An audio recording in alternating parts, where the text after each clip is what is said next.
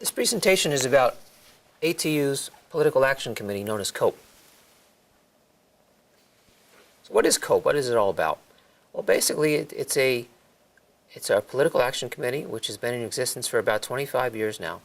And the purpose of the COPE Committee, when we're talking about here, money that is raised by our members on a voluntary basis that gets raised for contributions to candidates that support ATU on labor issues and on transit issues.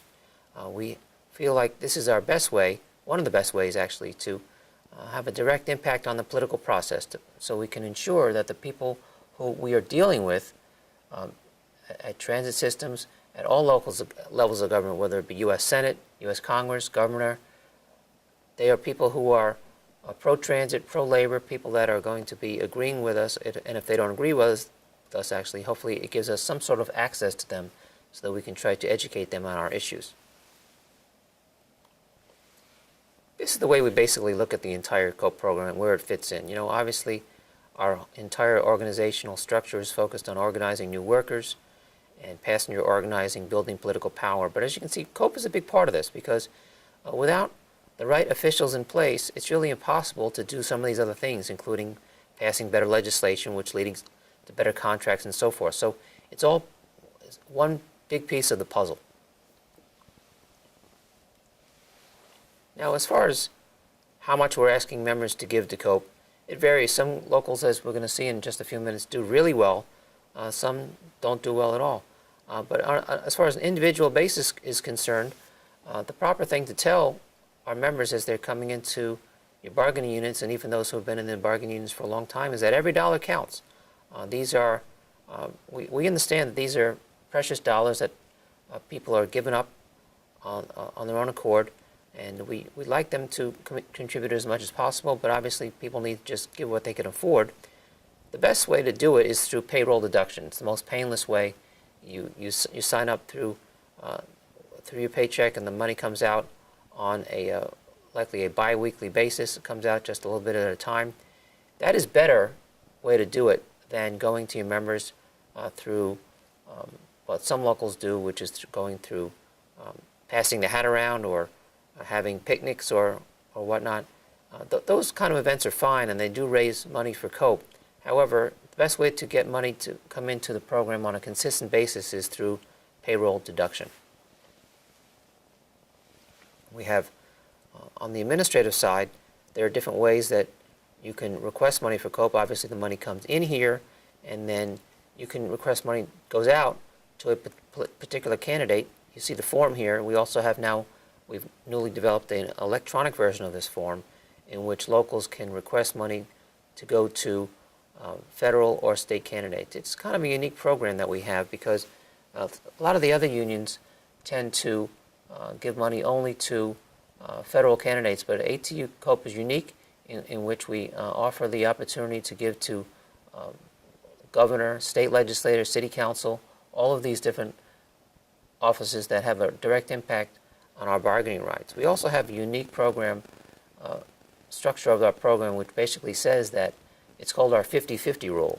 For every dollar that a local contributes to COPE that comes into the international office, they can get back 50 cents for state and local races. So half of your money is able to be requested back to the local on a everyday basis, basically.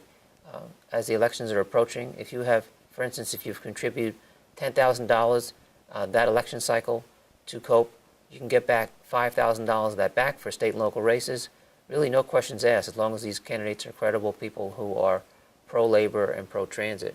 We give it to you based on your discretion. The rest of the money goes toward our federal program, in which we're hoping to elect pro-transit and pro-labor federal candidates. What you see here is a snapshot of how our COPE program is doing, and it is doing pretty well based on our union size. You know, we have around 200,000 members, but many of those members are Canadian.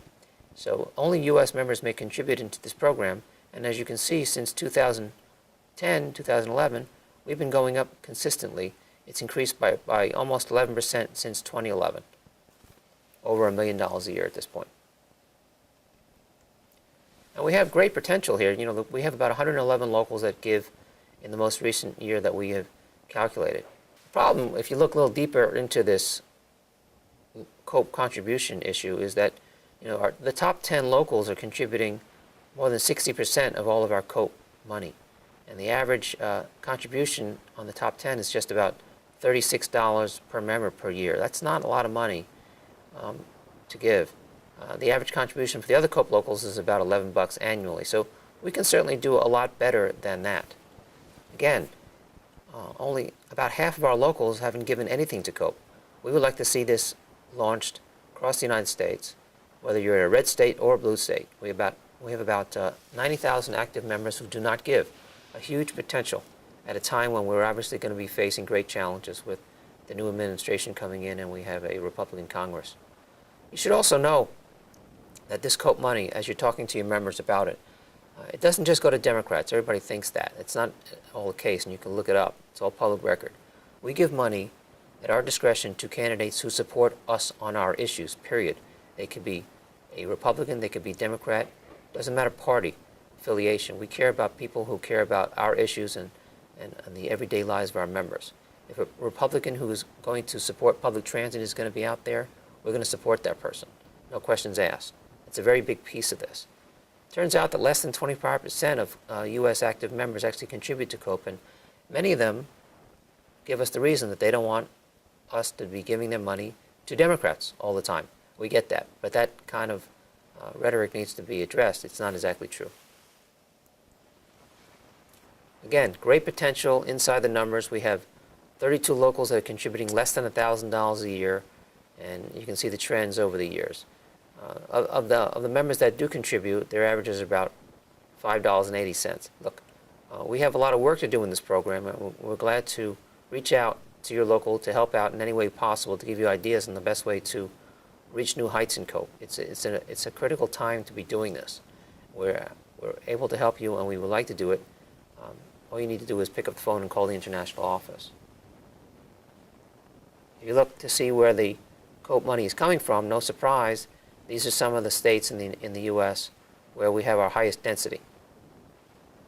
Our COPE program is also, in addition to being obviously a program which is money that you need to look at it as a cumulative compilation of our dollars, and it's basically based on local contributions. We do have individual awards as well for people, and we break things into 5 categories: President's Club, Statesman's Club, Century, Congressional, and the Patriots Club.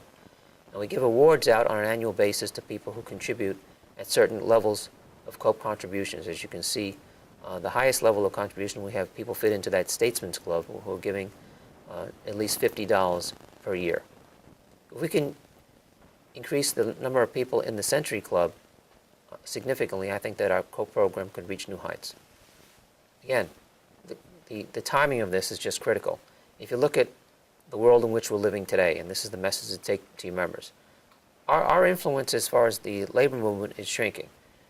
ATU, our membership is staying pretty consistent. In fact, we're growing slightly. However, some of the other unions that are out there, not so much. It turns out that we only have about 14.8 members in the labor movement right now. We're down to 11.9% in the United States as far as the share of the market.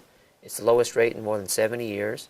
And the public sector is down to 36%. The private sector is way below 10% at this point.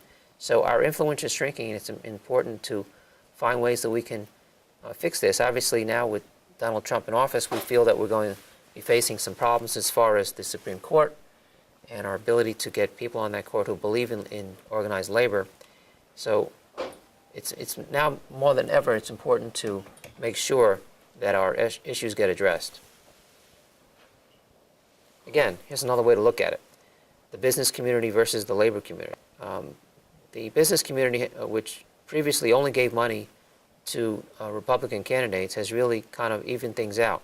This chart clearly shows that if you look at business PACs, their contributions to Democrats as compared to Republicans, they're almost giving the exact same amount at this point to both parties. So they're trying to cover their tracks with the Democrats as well as the Republicans. So it can no longer be stated that the Democratic Party is highly influenced by organized labor because we have huge influence from the business community.